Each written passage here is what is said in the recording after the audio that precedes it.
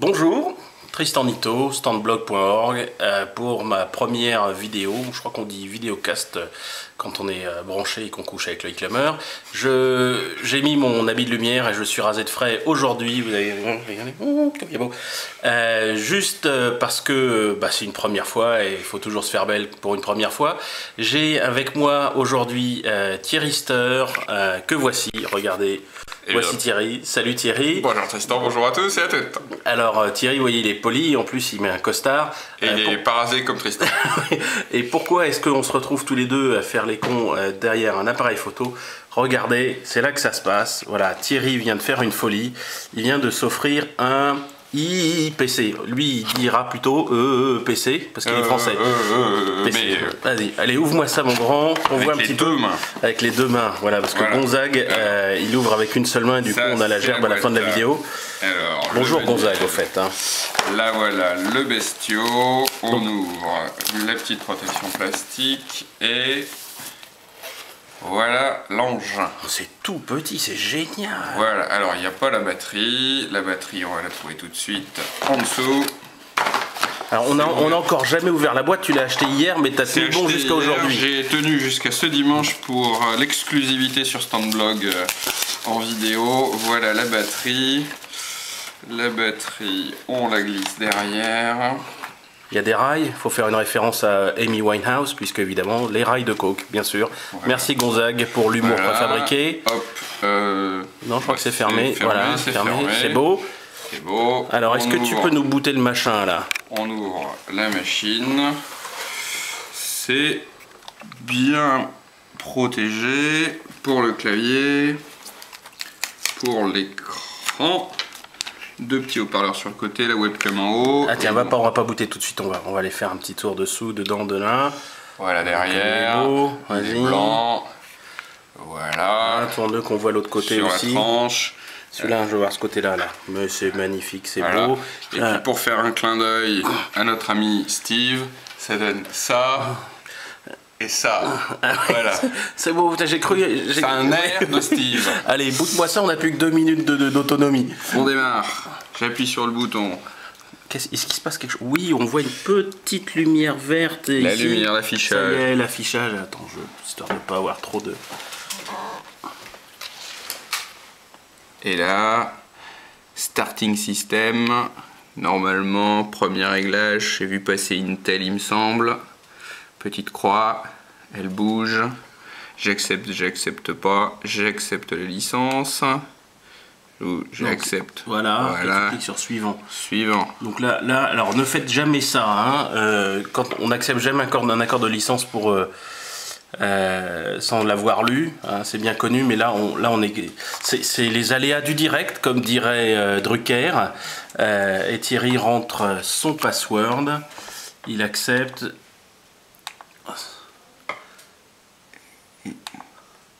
Voilà, il est quelle heure? Nous sommes le 27/01/2008, c'est exact, il n'est pas 21h, mais il est... voilà, 14h25, et on continue. Terminé, la configuration de votre ordinateur est en cours, ne fermez pas. Il est allumé pour la première fois depuis moins de 3 minutes, le sablier qui bouge, extinction, écran noir, redémarrage. C'est le premier plantage? Le premier. Quel plantage? Quel plantage? Petite croix. Ouais, moins de 5 secondes pour le démarrage. Ah ouais, le boot est super rapide, c'est génial. Affichage, webmail, web, e-Google, Messenger, réseau sans fil, radio internet, Wikipédia, horloge mondiale, Google Documents. Et on y va sur web. Qu'est-ce qui se lance? Probablement pas grand chose parce qu'on n'a pour l'instant pas encore de connexion. Justement, la connexion, on va régler ça. Je vais retrouver le password du Wi-Fi. Et puis, on se retrouve. Mozilla.com. Ah oui, complètement. C'est Firefox qui se lance. C'est génial. Allez, on se connecte. À tout de suite, on récupère. Et à tout de suite. Bon Thierry, c'est reparti pour un deuxième tour. Là, on a booté, on a réussi à faire un petit peu le tour des applications. Si tu nous faisais une petite démonstration de ce III ou ce EEE-PC avec tous les logiciels libres qui sont dedans. Là, tu vois, je suis en mode webcam. Vas-y Thierry, c'est à toi de jouer. Eh bien, alors on va faire un petit tour d'horizon rapide après la petite webcam. Alors, quand on passe sur l'onglet Internet, qu'est-ce qu'on a? On a, quand on lance le web, on va le voir tout à l'heure quand on va se connecter, ce sera pour clore. Ah ben non, c'est déjà parti. C'est Firefox, ça, on le savait un petit peu. Pour Messenger, la messagerie instantanée, c'est Pidgin, lui aussi un logiciel libre.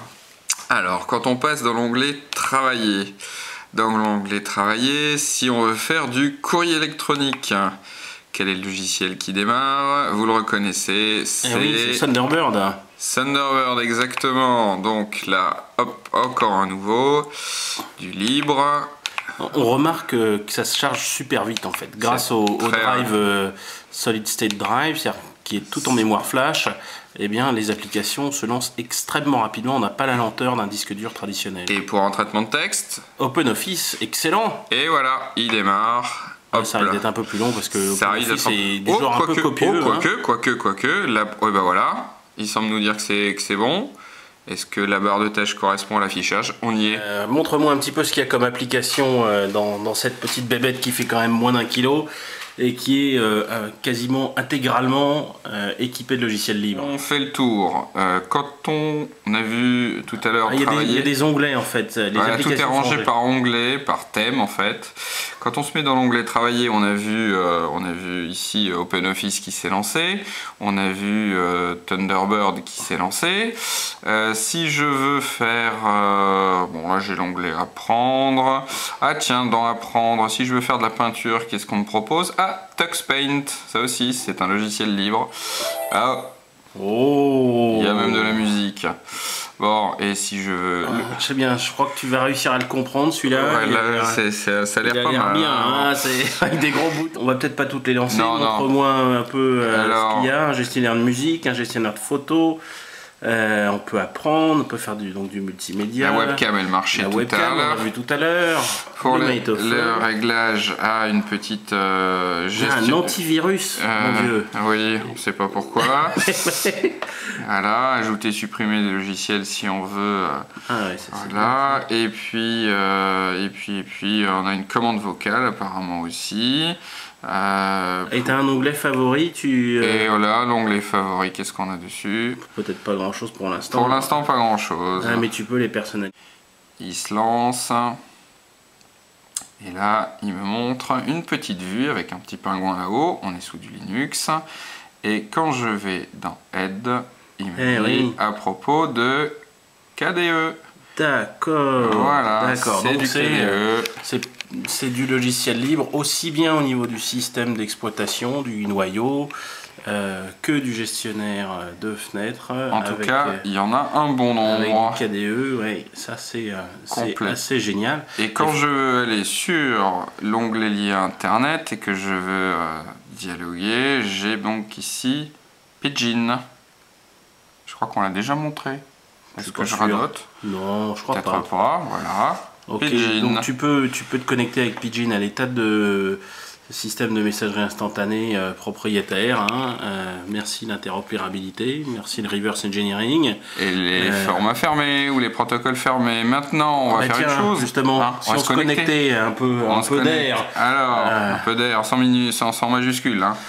Voilà, alors là, j'ai déclenché les connexions réseau. Il m'a trouvé celle qu'on a enregistrée, c'est-à-dire la connexion d'ici. Je lui dis de s'enregistrer, c'est déclenché, chrono en main, ça va donner combien? Il cherche, il a les infos puisqu'on l'a paramétré et le Wi-Fi devrait d'ici un instant tourner. Ça y est, vous voyez, c'est activé. On est connecté Conclusion. à Phonera. Voilà.